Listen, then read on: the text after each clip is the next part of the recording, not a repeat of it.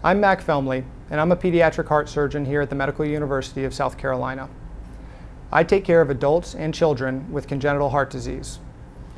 I take care of patients with all types of heart problems, but my clinical expertise is in complex pulmonary artery and biventricular heart defects. A child with complex congenital heart disease often requires lifelong care, and this can have a significant impact on that child and their families.